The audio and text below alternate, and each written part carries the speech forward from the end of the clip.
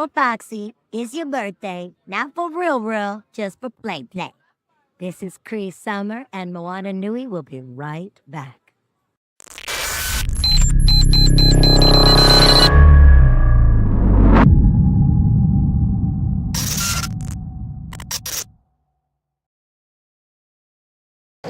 All right, everyone. We have the Art of Comics. We're going to have a conversation with Dexter Vines, Lauren Brown, Don Hillsman II, and Marcus Williams. With these industry legends, can you each introduce yourselves for those that are meeting you for the first time through this recording? Oh, you're going to make me go first. Okay, so my name is Marcus Williams. I am a character designer and illustrator, writer by trade. I lean more towards character design, but I have, started working with Cartoon Network many moons ago, back in 2000.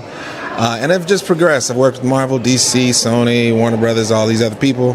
They've paid me money. I've used that money to pay rent. And so now I have independently published a book with my good friend and partner, Greg Burnham, called Tuskegee Airs. And right now I'm currently working on Popeye the Sailor Man. It's a new comic. It's a reboot. It's called I Like Popeye. So I'm writing and drawing and coloring and doing too damn much work right now on that. So that's what I do. Hi, my name is Lauren Brown. I'm currently an art director at Wizards of the Coast, working on Magic the Gathering. I work from home, so I get to live here. It's wonderful. I also do conventions full-time as well. Sorry, not full-time. I've done it alongside my full-time career for 14 years now. Got my start in animation working on at Floyd County Productions on the show Archer and a bunch of other shows, and moved on to the game industry working at EA, Zynga, and Wild Seed Games, and done a bunch of stuff around the industry over my years, but have also done a cover for Marvel and done other work for Google, Disney, all that kind of stuff. So that's, my career's been everywhere, and I love it. Very nice. Sounds like mine. My name is Don Hillsman II, otherwise known as DH2, the most known unknown. I have been in the comics industry since roughly September 1983. Right out of high school, I wanted to be a comic book artist desperately. I've worked for Marvel, DC, all the majors, all the minors. Worked in TV, film, advertising for a while, T-shirts. I was a professional skateboarder for several years. Had a skate company named Syndicate. I am the 8th black professional skateboarder in the world, apparently. And I'm still invested in the industry as I do art for them as well. And working on 2 or 3 solo projects, and which will come out this year, or my wife will beat me sideways. And hopefully I can get some of these guys to help me on some pinups. Anyway, I'm going to turn it over to Dex. Hello, my name is Dexter Vines. Born and raised right here in Atlanta, GA, Grady baby. Been in the comic book industry now almost 30 years. Artist, inker, and like these guys, I've pretty much freelanced for everybody. Marvel, DC, Image, Dark Horse, you name it. You know, I've kind of touched, you know, all the corners of the industry, and you know, it's weird how the industry has changed over the years, and more of the, you know, CG and AI have kind of creeped in, and you know, so it's always a balance of trying to find the next, you know, way to navigate the industry as it changes. So just here, I love it, and I'm gonna keep doing it as long as I can do it. People are willing to pay me, I'm here. Awesome. So all of you have experienced both the indie world, but also dealing with big labels, production companies, publishers and stuff. As far as someone that is looking to get into this industry, whether it's on the indie side or trying to be seen by one of the big name publishers or companies, what tidbit would you give someone who is aspiring artists or creatives that is trying to do what you do? I generally tell people, treat it like a job before you get in the industry. because you generally work on deadlines, and editors or people who run these particular projects, they'll give you a deadline, and then you expect it to make that deadline. So I always tell people, kind of treat whatever job you may have in the daytime, and if you're trying to grow and get into the industry, treat your craft like your second job. Like you have to do it. Don't just like something you do for fun. So once you get in, you're not shell shocked by, oh, there's deadline, and oh, I'm got to work 24 hours a day, to get this project done. It's just part of the, part of the industry and part of how things go like this. You kind of get a survivor mentality. 10 people enter, 2 or 3 people or remain, because they don't realize that you have to be a professional to do this. When I was younger, when I was in high school, I would spend 3 to 4 hours a day after I got out of school and all that. If girls came over to hang out, my mom would make them wait until I was done working, because I needed to treat this like a job. And she was very supportive in me doing this. She's like, if you're going to do it, you're going to have to be for real about it. This can't be, oh, I'm in, and then suddenly you get a deadline and you can't handle the pressure. What were you working so hard for? So she got me started on that, and the first work I ever got, the first thing the guy asked me was, can you have this to me by Friday? It was Sunday. I was in another state. I said yes. He got it on Wednesday, because I need to pay bills, and I need my reputation to grow. The more stuff I put out on time, the more people will realize, oh yeah, we can hire him, he's not a problem. He's not an issue, he's dependable. That's what you want. And you have to keep your skill level up. You can be dependable all day long, but if your skill level is low, well, jobs are going to be scarce too. So it's adamant that you keep your ability up as well. I never stop trying. The day that I feel like I'm a complete artist, I just need to quit, because I don't have anything else to learn. So that's what I'll tell people who are trying to get in. Don't quit, be dependable, get your art skills up, and go from there. Yeah, to add to that, I do see a lot of people wanting that sense of instant gratification, that they feel like they have done enough and that they should be ready to get into the industry. That is not the case at all. This is such a competitive world that you're competing with so many artists who have the resources on the internet now, and it's even more than when I was just getting started in the industry. It's like it's become way more popular, and there's less jobs now than ever. And so you really have to know your craft. You have to study every day, practice your craft, and also be flexible and adaptable. I think that's another big thing. A lot of people only train for just one particular skill set.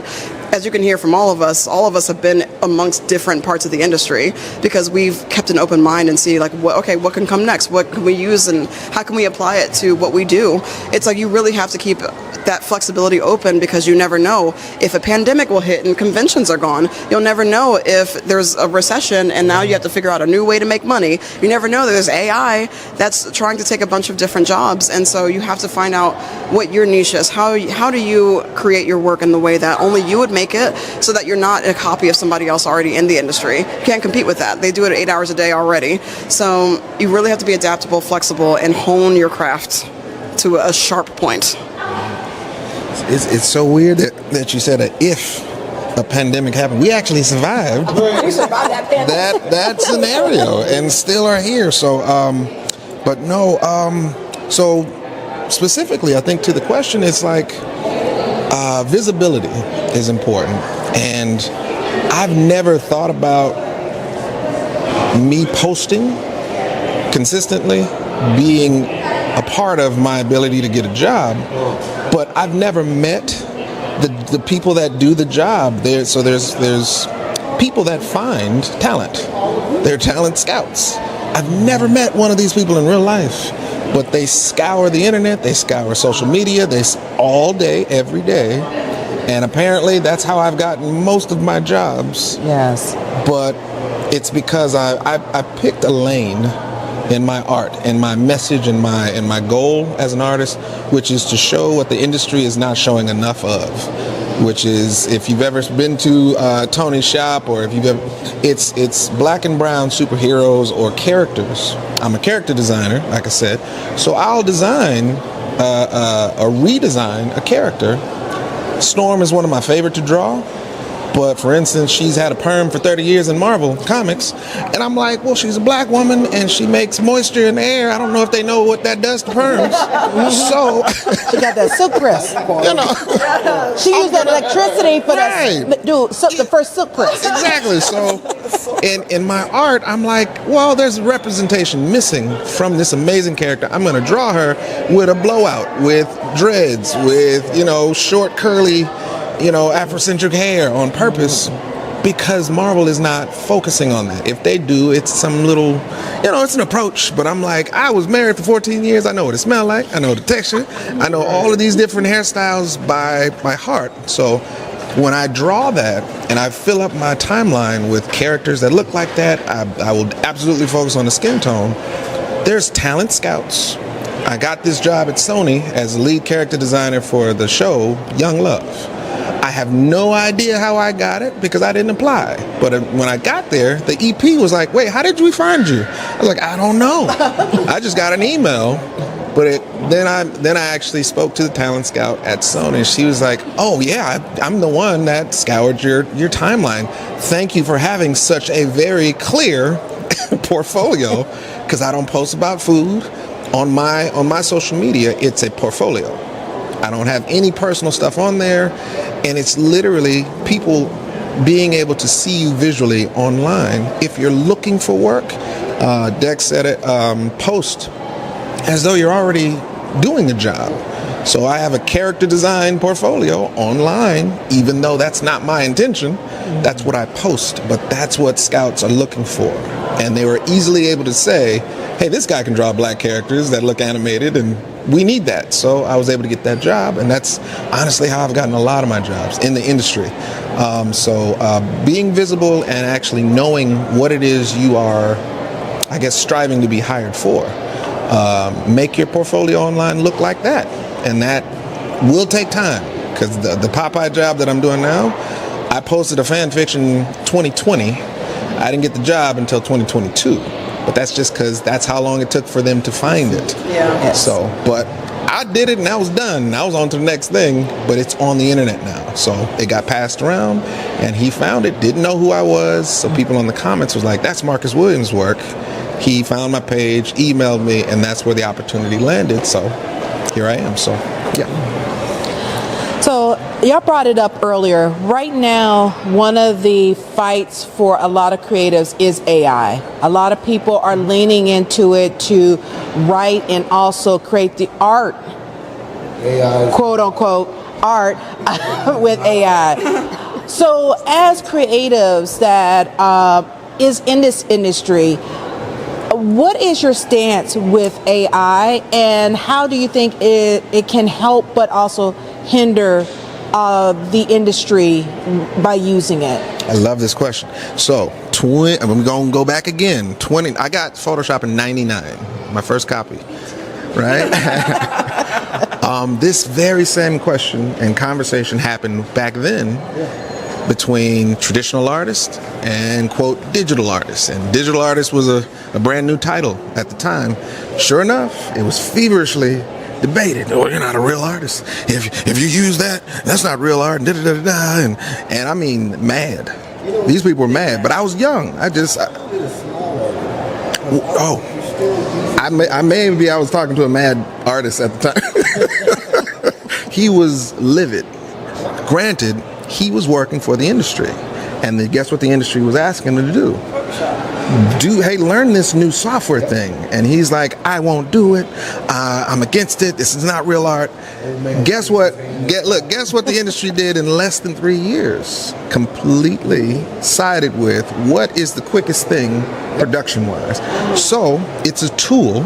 It is not a replacement for art. It is not a replacement for creativity. Photoshop, it can only do what you tell it to do. Currently, AI is in that state. However, it can render. It can render art. It's not an artist. I disagree with that, but only because of something that I understand about it. Yeah, so it still needs input, but it can render its ass off. So, in my stance is this: AI needs a few things to actually make it for artists. Number one, it needs to be able to pay any artist that they scrub their portfolio and it's being used in to train their data set. You need to get a check.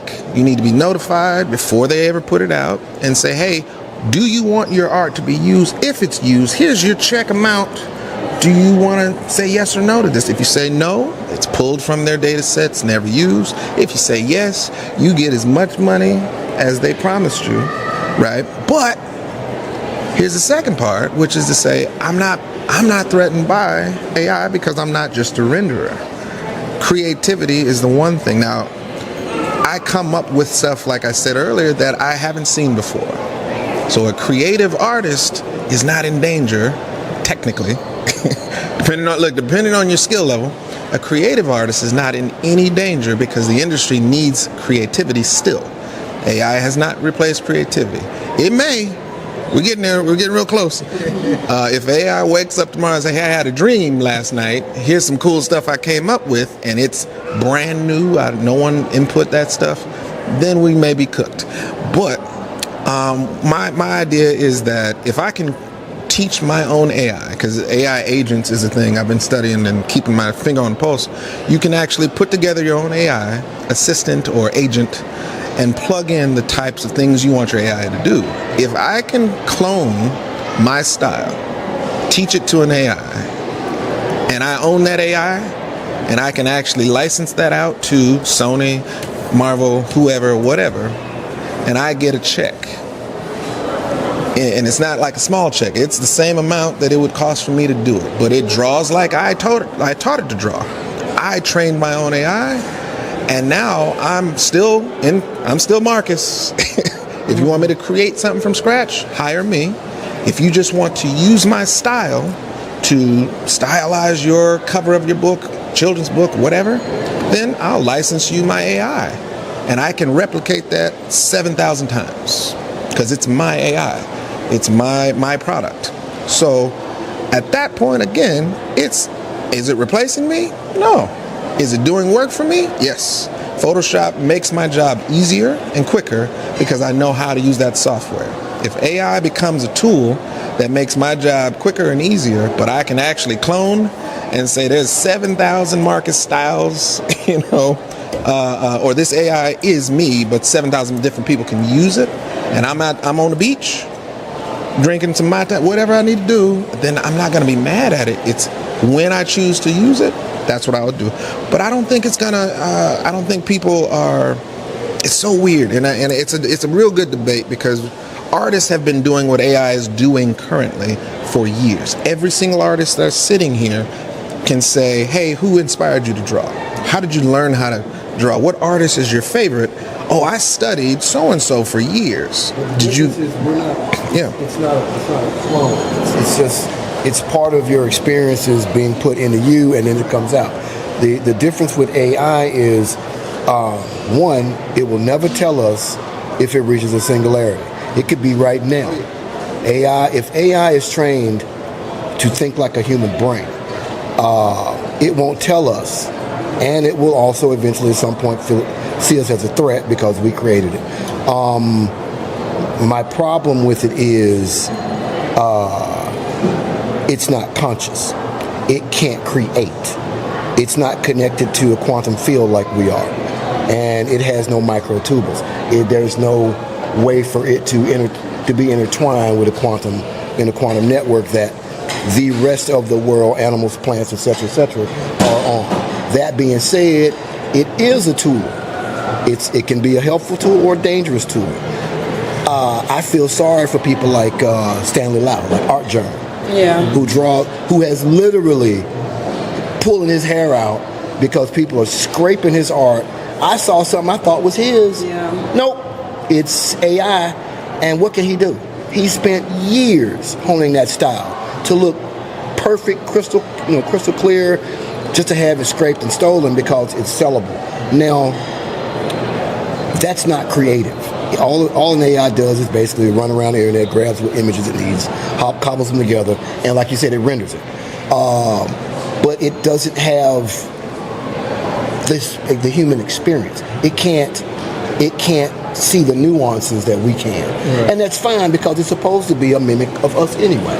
But You understand that artists can do what you just described. Right. An artist coming up can say, "I love Art Germ's style," Yeah. and this happens, and mimic that style and sell work based on that style. That's true, but it's still human based, and because it will never be an exact copy of Art Germ, whereas the AI can make an exact copy of Art Germ. Yeah, It can clone it. So, and it's like Bill Sienkiewicz. When Bill Sienkiewicz first came on the scene in the late 70s, he was absolutely 100% a Neil Adams clone because Neil Adams was hot. Neil Adams soul. I can get work drawing like Neil Adams. Que sera, sera. But he realized, okay, there's my stepping stone. There's my way in. Now I've done the jobs. I've made the deadlines. Let me try to add a little Ralph Steadman in it. Let me try to add a little more of my influences in it that I grew up with that aren't seen in comics, that, like you said, aren't introduced. Suddenly, now, Bill Sienkiewicz is seen as a genius. When he's just doing Bob Peak, Ralph Steadman, and everybody else, and Neil Adams combined, but that made Bill Sienkiewicz. An AI can't do that. Stuff now. Right. You can't. An AI can't mimic that because it doesn't have the experiences that Bill had in order to make himself Bill Sienkiewicz. So that's my argument with AI is it can be used as a tool, but as an artist or a musician or what, I don't need that particular tool unless I'm doing what you said. If I'm gonna clone a product and do that, yeah, fine, it works great if you own it. Now, if someone else is taking it from you, then that's a whole different story. And then it becomes how do you prove it? So AI is murky on its own in the current industry, and the fact that it's being pushed so hard and rejected so hard as well shows me that human beings are not ready to go down that uncanny valley. Because greedy people are pushing it that hard. That's true. That's true. Capitalism. Totally. To the artist. Yeah, I'm sorry. Yeah. Well, no, it's the conversation that's missing that should have had before it got to this point is to say, hey, let's go talk to the artist. Try to be slick. Correct. And they totally ran with the money and was like, well, what do you mean? Why y'all don't like our AI art? So y'all don't like it? Okay, I mean, we don't gotta use it, but we rich now. Millions and millions and millions of dollars later, and now they're having lawsuits and trying to do damage control. If they would have started by saying, "Hey, artist, how you doing? You know, we have this new tool. We want to use your here's the deal." That's what Photoshop did. They went to the artist Right. and talked to them. If they did it the right way, I don't think artists would be so offended. Now, I cannot cry tears for renderers. It sucks. But this, you said yourself, what do you do? Are you ever going to stop being improving artist? No.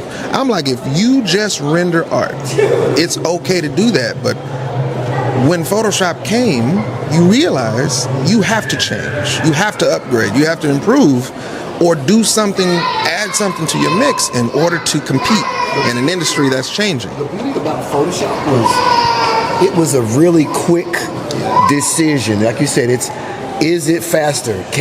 Do I have to, let me see, I can scan my pages in, send off a file. I no longer have to rush down to the airport, hope FedEx, man, please, I'll give you $100 to keep the door open. I have done that. And because my job was more important than losing that $100, I need to keep working in the industry, or whatever I'm doing. And now I save gas. Life is a lot easier. Heck, I don't even have to, if I'm inking something, they can send me blue lines. So in that way, Photoshop is absolutely a great tool for me. Coloring, oh my God, it just made everything in comics better. Photoshop to me made comics better. It was one of the, and like I said, they came to us first. They wanted our opinions. AI guys are literally trying to bum rush you and push it like, oh, this is good. No, dude, it's not. I can see the future. And it doesn't look pretty. The one good thing you can kind of see AI artwork now, and it has a style. Seven fingers. It almost has a style, and it's like, yeah, you would think that they could tell the AI, okay, humans have 5 fingers, AI water, but it can't. So it's just one of those things. It's going to get ugly before it gets better. I think before we kind of figure out this AI thing. But you're gonna have a lot of purists. Yeah, definitely. And the thing with AI too is that like it cannot be ethical until it compensates and consent, like have anybody consent to it. It really can't. Like you have this software that steals billions of images across the internet, and everybody was asking them, where did you get all these images from? And they were like, well, we don't know. We just took it. And it's like, so y'all, and they're like, so y'all stole it. And they're like, no, we didn't steal it. It's like, there's no excuse for that kind of behavior at all. So that's why there's all these lawsuits, is because these, us artists have seen our work literally scraped into these engines. There's something in AI called overfitting, where it can literally replicate one for one a piece of art that it scraped. And the tech bros were saying that it couldn't do that, which is like their main defense for the lawsuit. And then it was quickly proved that it was not the case. There's a t-shirt on eBay right now that has a scraped drawing of an image I have in the hall. I just saw it. I was looking up Kamen Rider t-shirts, and I see this, and it's been redrawn by a computer. That's awful. And the only thing different is they moved the scarf. Yeah. Nothing I can do about it. Yeah. Which is something, can a human artist do that? I've had this done to me. I had a tattoo artist tag me in a post where she's marketing, hey, I do tattoos, here's some examples, and it's my image of Nubia that I drew. This is one of my most pirated pieces though, but it's her version. She didn't copy it. She didn't like right. It's more of a homage. Right, but it's not one for one, but it's her style. Yeah. And it's based on my image, and I'm like, I don't know how to feel about this. I mean, it's your art. It's your take on my concept. But you didn't pay me, you didn't ask me, you didn't get permission. I get that. Yeah. But okay, I'm torn on this. That's what I'm thinking. Like, It's because tricky, I do art for tattoos all the time. Yeah. And I mean, I can't tell you, a week don't go by. Oh, can you do it? I said, dude, I don't lift a pencil for under $400. Right. Well, the tattoo costs $300. Well, I don't lift a pencil for under $400. And it's to discourage more than anything. Now, if they want it and they want to pay for it, well, I go all in on it. I know that this artwork is going to be copied by the tattooist to put on this other person's art. The person, it's weird. I'm doing a commission to be commissioned on another person, so I don't really feel bad about it. It's still my artwork. Your art, right? But it's still that person's interpretation of it, but it's still my artwork. And so I kind of felt honored.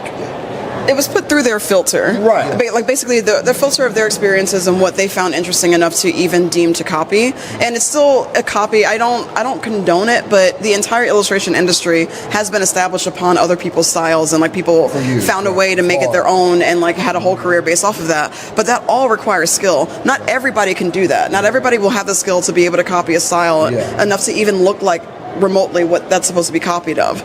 AI, you can render like thousands of copies in a weekend of somebody's style, and that's the key difference there. A human can only keep so much database in their brain. AI can keep billions of images in their brain. There's no brain to keep an image in, it's just a database.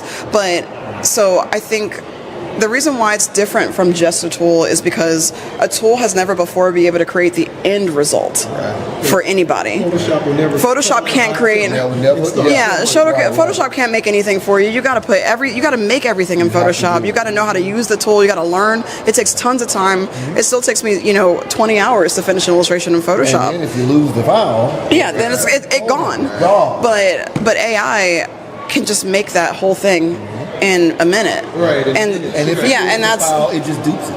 Yeah, so that's the key difference. That's like, man, the more I think about this, the more scary it gets in a way.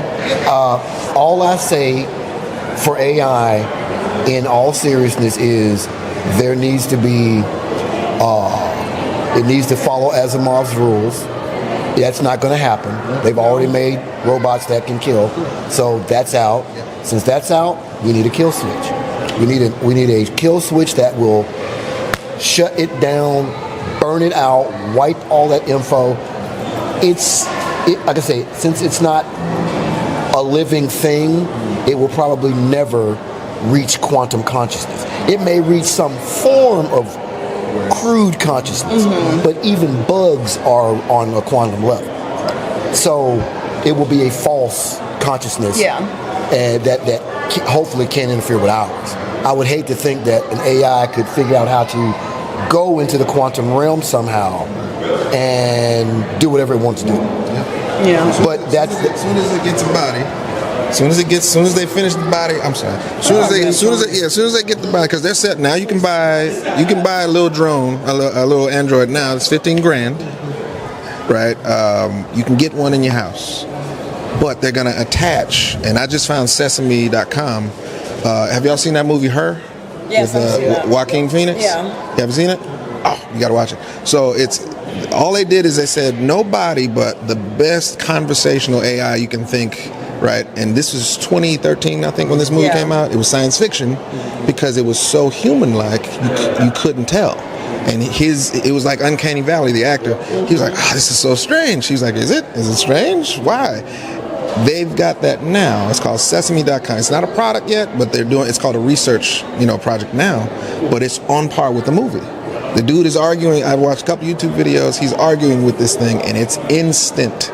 The processing and response, and it's just the acrobatic conversation is fantastic. It's on point, but it's scary in a sense of now put that in an Android body, and give it all the functionality. They're going to keep improving. We like to blow stuff up and destroy things, right? Yeah. It's literally in our nature. It was explained to me when I used to train MMA and jiu-jitsu and all that stuff for years, and everybody in the class was always calm and chill before and after, right? And my teacher was like, the reason why is human beings have put themselves on this pedestal above other animals and plants to be special. And so in that specialness, we're civilized. We don't do things like that anymore until you see the news. Yep. And then you realize we do that every day. Yes. Now but we haven't come to grips with our aggressiveness. People who fight, people who do combat, every day come to grips with their aggressiveness. I used to have a guy kick my butt every week and be there the next week. And it taught me humility more than anything. Watching a 13-year-old kid knock out a grown man teaches you humility. And I was like, how can I get the rest of the world to understand their aggressiveness and come to grips with it? I used to help teach a class to help women, a rape prevention class. The hardest thing was to get the women to fight back. People have a tendency to be submissive when bad things are happening because you don't know what's going on. You get fight, flight, or shut down. And a lot of people shut down. So what we have to teach the women to do is to not shut down. And everyone has a trigger. You know what the women's trigger was? Their kids, first and foremost. One of my friends got his nose broken through a mask. Because the lady was like, I'm gonna come home and get your kids and all. And she freaked out and punched the mask and broke his nose. Ooh. She joined the class because she needed to learn how to control that. Yeah. She'd never been aggressive in her life. I said, if we come to grips with that, we will understand so much more. We'll fight less. There'll be less violence because you'll know the other person to be just as dangerous as you are. Mutual assured destruction. Oh, I'm keeping up with this. Just cooking now. So for a last question, before we get ready to wrap up, that's all right. Yes, you just gotta let it flow. You gotta let it flow. At the end of all of that. So, another, as far as perspective, over the last few years, especially during the pandemic, webtoons have become more popular and have elevated a lot of artists and writers. We've seen creatives poster stuff with webtoons and then eventually get published that we saw with Lord Olympus and several other series. And then they're also getting ready to become an animation through Netflix and stuff. What is your view on webtoons versus your traditional print of comics and books that we currently use as our media? Wow. Yeah, I'm gonna let you answer. Okay, cool. I mean, you go first. So I know you have. Have you posted stuff on websites? Not on webtoons. I got asked, but they were asking for Tuskegee Airs, and we read the fine print, and it was like, oh, we can't publish it anywhere else. No, we can't do that. But y'all, thank you, appreciate it, because they came to the table. Yeah, they came to the table in Chicago. C2E2 representatives. They were looking for talent for webtoons. This was years ago. In their beginning stages, and they're like, hey, you do comics, you do your own comic, publish it on webtoons. And we're like, all right, that sounds good. And we read the fine print. So I think it's amazing because I actually saw the numbers recently. Romance web comics are at the top of everything. Yes, the most. I could probably look it up right now. Yeah, and they're making ridiculous amounts of money. Right, but the thing that I think, because I've been meaning to publish a title of my own, but after publishing print books for over 10 years now, it's close to a decade now, there are limitations creatively that I want to try to avoid moving forward with any of my own projects. It's expensive. If you want to make an edit, if you forgot the letter "the," if you're trying to, move the story forward or backwards, you have to print another book. And so, cost-wise and creatively, I want to try webtoons or web comics because the narrative of how I tell the story, I don't want to be linear necessarily. If I want to say, you know what, this is chapter 1, and I'm telling 3 stories in this chapter, and no, it doesn't mean issue 1, issue 2, issue 3, issue 4. That's not what it means. It just means chapter 1, and here's side story A, B, C, D, and then I want to go backwards. I don't have to print a book. I don't have to. I just want to be the customer should just get a notification saying there's new content, and that frees me up both financially and creatively to say, you know what, I don't want it to feel like everyone else's story, or I've just got inspired to go a different direction entirely, where I don't have to now go to the printer and say I need to reprint 2,000 books. And when I run out, I got to print 2,000 more books. This it's just a weird business strategy, but I think physical books has a purpose. But I think webtoons is showing if you actually are consistent. Now they have long form panels, tall panels. Yes. Because most people are viewing comics on their phone or their device, and that wasn't prominent less than maybe 6 years ago. It wasn't it was a new concept in the sense of saying, well, how many comics do you want to read on your phone? Apparently a lot. Yeah. And a lot about romance. But the thing now is like, that's creatively a whole new structure to say, well, I don't just have to do a grid pattern.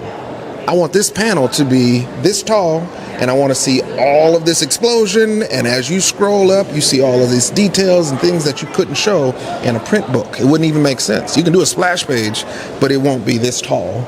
And, the next panel can't be that tall either, So I think creatively, it's a really, really flexible format. I'm going to try it, but I'm going to do my own app. I want to publish on my own app just because if you haven't seen if you've been under the rock, any of these publishing, whether it's Instagram, YouTube, or whoever, all I got to do is change a couple of lines in their terms of service. And now your book is now subject to whatever those changes are. YouTube has been under fire for a lot of theirs. Like, hey, we changed how we count your numbers. People got to watch the whole video now. Instead of that, they got to actually interact. And then so I'm going to put it out on my own platform, so I don't have to worry about anybody else's terms of service. And then I'll try that and see how it works. So. Yeah, Webtoons is a really interesting platform. It's really cool to see it because it's allowed so many artists, especially starting artists in comics, to not have to be relying on a publisher in order to get their work out there. You know, they can post it, they can start on Webtoon Originals where they just post their comic, I think without money tied to it, if I'm not mistaken. And then once it goes to the main platform, that's when they can start monetizing their comic, which is amazing. So you get that visibility and then you can transfer that to that platform. So it does also provide you that first look and that feedback about what your comic is and get it to a wider audience because the platform is giving you that audience rather than you having to do all that work yourself. And so it's a really great way that is a new way for people to get notice and visibility. You know, the Fast Pass system gets a lot of people money where you like gate some comics behind, you know, like, oh, this will release on this date unless you pay for your Fast Pass and you get your coins or whatever. But it's wild to see how popular a lot of these webcomics have gone. Because I just looked on my phone. Lore Olympus has 1.4 billion views. Yes. Billion views. Yeah. That's insane. Yeah, I don't know if you're paid off of views. I'm not sure if that's the way that you do it. I know that Fast Pass is definitely a big way that you get paid. Yeah. Then I was a Fast Passer of Lore Olympus for like a year or two, so I was putting a lot of money into that comic.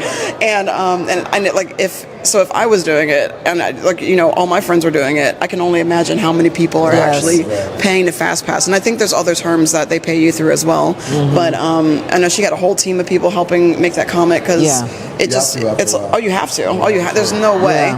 But just like Kickstarter, it allows a lot of people to, you know, really get their stuff out there, get that visibility, and to just kind of make their own way in a different format. You can pair it with music and everything. You can make it interactive as well. So it's a whole different way to view comics and read comics. And you know, I love it as a platform. I think it's really interesting. I think there's also some things that are probably a little bit, you know, I don't think they pay some creators enough money, but to get your start and to get that your name out there, I think it's a really good platform to do that.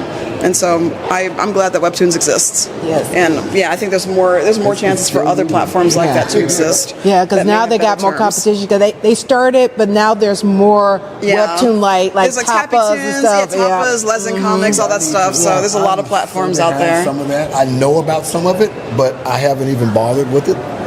And I'm on Manga Dex or something like that. Yeah. Comics, you know, in general is a crapshoot right now. There are so many different avenues. You no longer have to worry about being part of the big two. That's great. It helps, you know, when it comes to getting jobs. Like, oh yeah, I work for Marvel DC. Oh, okay, that means you can make a deadline. That's all. They don't give a damn what you did. You can make a deadline. Yep. That's what that means. We know that working in Marvel, DC, etc., are harsh conditions. So obviously you're good.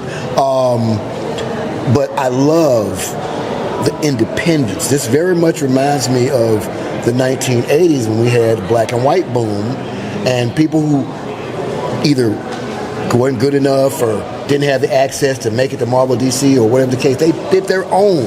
They put their own out. That's how we got Teenage Mutant Ninja Turtles. That's why we have several different books. And, you know, those two became huge properties. They never expanded. They just wanted to draw comics. They just wanted to tell stories. And with all the stuff that's available nowadays, I kid you not, I follow tons. I go to tons of online comic sites, and my girlfriend's often like, why don't you put out your own? I'm like, you know, I gotta do that because I am just consuming right now, but I'm actually enjoying what I'm consuming. And a lot of times I get sparked. I'll see something and go, I can do better than that. or this is total. I would totally do this in another direction, and then I come up with my own thing or whatever the case may be. But it's showing me that there are way more opportunities now than that very narrow path that I had to follow. I'm either going to do comics, or I'm going to work in Hollywood, or I'm going to do advertising. But it's like you couldn't do all of them. So I was like, I did all of them at the same time. But it showed me a lot of things about, like, wow, I'm getting paid. I did 2 drawings for Adelaide Cartwright ad agency versus 22 pages for Marvel, and I made more off the two drawings from the ad agencies. Holy cow! Yeah. But can you sustain that? I could sustain the comic work more because there was more of it at the time and less competition as in advertising. Whereas now it's kind of flipped. There's more competition in comics, just from the general outlook in comics, whether it be whatever genre, than it was before.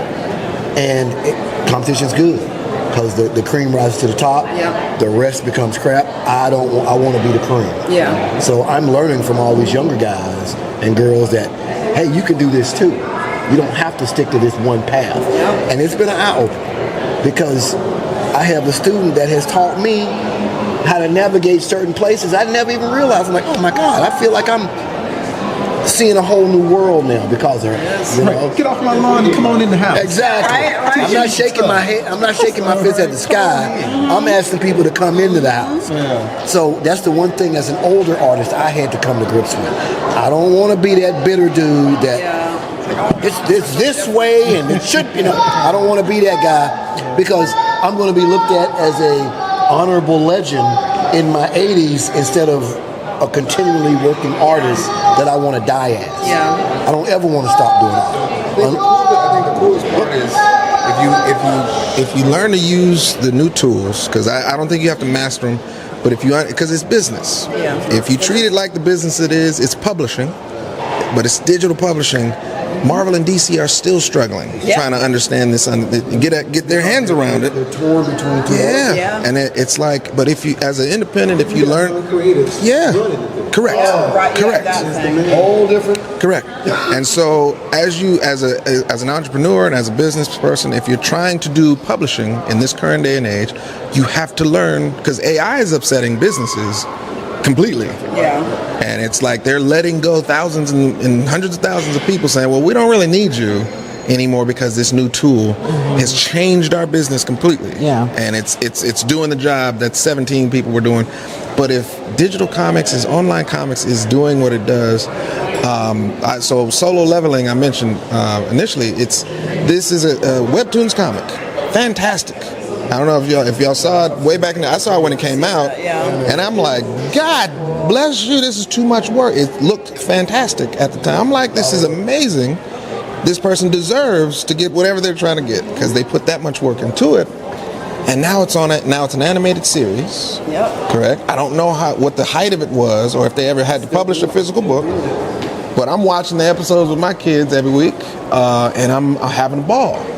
But for the creators, I don't know business-wise what that entailed. Yeah. Did they have to sell their rights in order to do anime?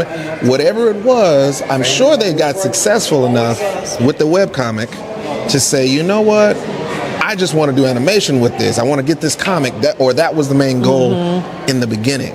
But they used the webcomic to probably, curb all of that investment initially from printing a book, to get awareness, get fans, get the hype. I don't know if they did a Kickstarter or not. I don't know how they got from comic to cartoon, but they made it. Yeah. And I think they deserve it because that comic was fantastic. So, yeah. Yeah. Because it's fascinating because I talked to the creative behind Let's Play that was also on Webtoon. I love that comic. 712 million plus views. They ran but she was recently. she got pushed to go to web comics because trying to be seen, to get seen, then it blew up and everything, and then she was approached about getting it printed. She's like, well, people are getting it through Webtoon. Why would they want printed? They're like, let's go with it.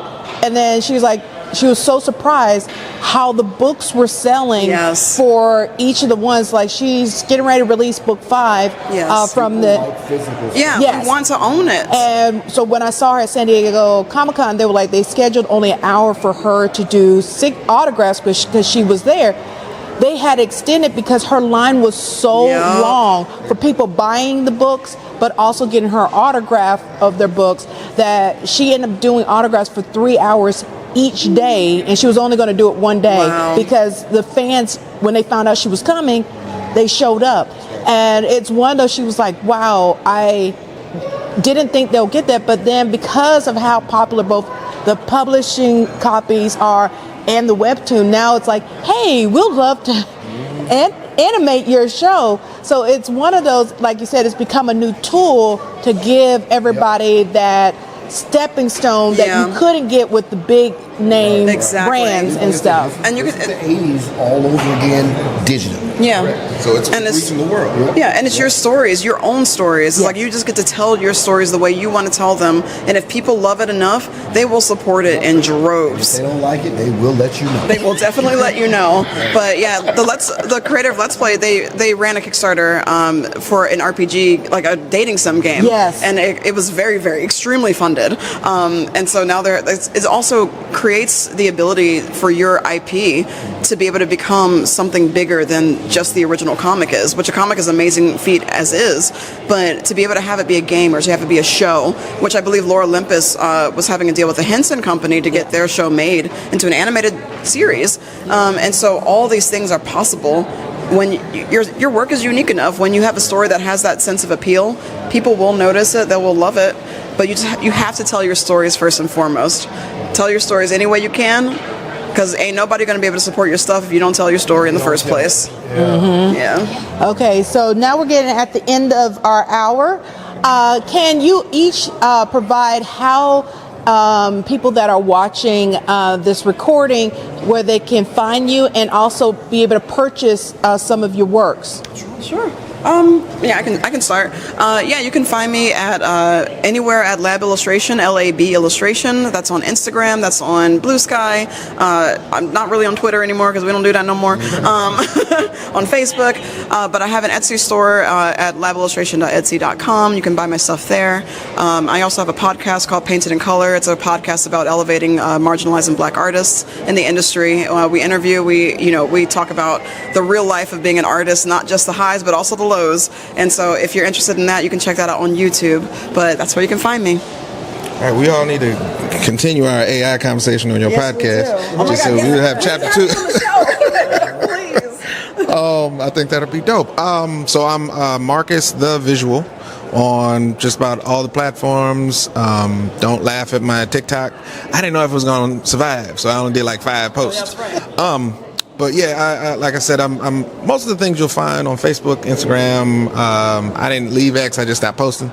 It's just I do what I find entertaining. If that touches anybody in a good way, I'm happy to hear it. But I'm posting for myself, and that's, I think, most people that find my work.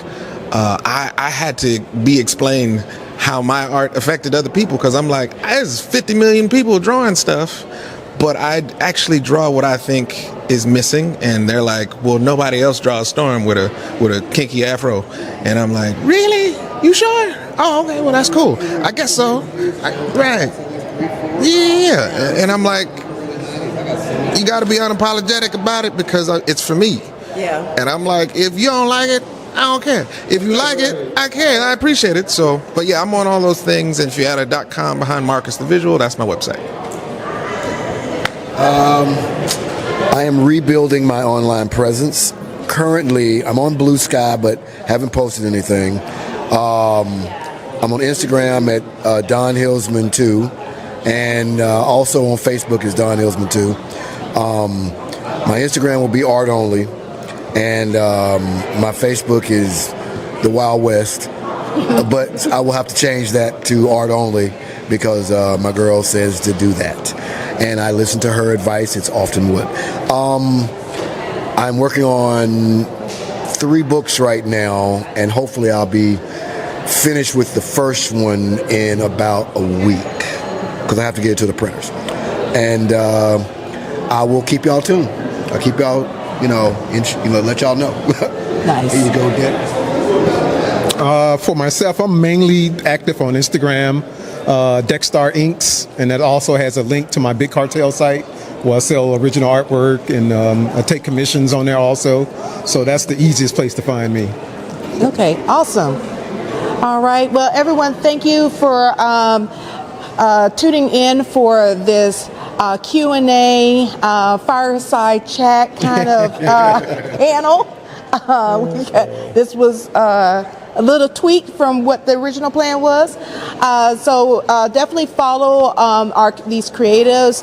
Definitely, if you weren't able to make it this weekend, definitely go to their website, support and purchase any of their properties and everything. And then if you're like me with Marcus, when I have a dream and then I send him a commission, which unfortunately one of them keeps getting, people keeps trying to steal since he did that. You could also reach out to them and see if you can do a commission with them for a property you're trying to do also. That way you can also, if you can't draw, you can get them to draw for your property that you're trying to release. Get them quick before I fill up. There you go. So once again, definitely reach out as soon as possible because they say booked and busy. If you're interested in commissions or working with them on your project. So everyone, thank you so much for tuning in, and definitely like, follow, and subscribe to any of their platforms along with Atlanta Sci-Fi Expo on all social media. Thank you, everyone. Have a great day.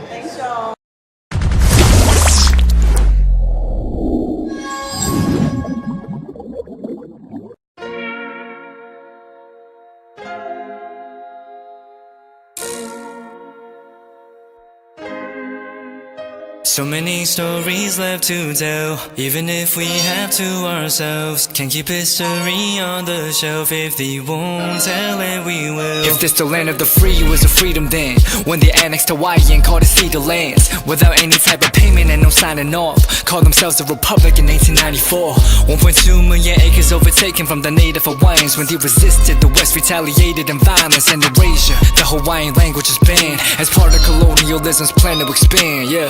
Stuck between a rock and a hard place. Multiple bombings of Kaho'olawe as a part of their ongoing war with Asia. Used it as a place for target practice. No consent or compensation. Colonizers call for annexation. No work out for all the locals. School will never let you know. So many stories left to tell, even if we have to ourselves. Can't keep history on the shelf. If they won't tell it, we will. Too many stories left to tell, even if we have to ourselves. Can't keep history on the shelf. If they won't tell it, we will. We will. So if we put Hawaii into perspective, well, Black and Asian history is interconnected. Considering the fight with the Pacific, then of course, versus Asia, they was treated as a middleman for war, but didn't let the Western colorism run its course, cause dark skin was a sign of dignity to core. The land was taken in the name of capitalism, when prior to it was an actual kingdom. Clap back at the system. Stuck between a rock and a hard place. Multiple bombings of Kaho'olawe as a part of their ongoing war with Asia. Used it as a place for target practice. No consent or compensation. Colonizers call for annexation.